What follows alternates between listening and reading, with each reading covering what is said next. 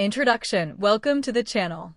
In this video, I'll show you how to make a USB bootable pendrive without using any third-party software. We'll use the built-in Windows command prompt and DiskPart utility. This method is simple, free, and works on Windows 10 and Windows 11. Let's get started.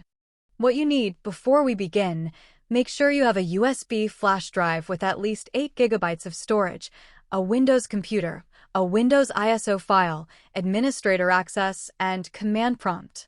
These are the only things you need to create a bootable USB without installing any extra software. Prepare the USB, insert your USB drive into the computer. Open command prompt as an administrator, then launch DiskPart. Run the commands shown on the screen to clean the USB drive.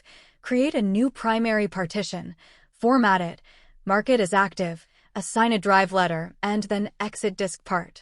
Make sure to replace X with the correct USB disk number before running the commands.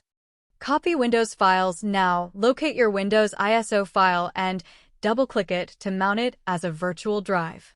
Open the mounted ISO, then copy all files and folders to your USB drive. Depending on your computer and USB speed, this process may take a few minutes.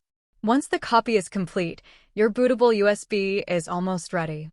Copy Windows files now. Locate your Windows ISO file and double-click it to mount it as a virtual drive. Open the mounted ISO, then copy all files and folders to your USB drive. Depending on your computer and USB speed, this process may take a few minutes. Once the copy is complete, your bootable USB is almost ready.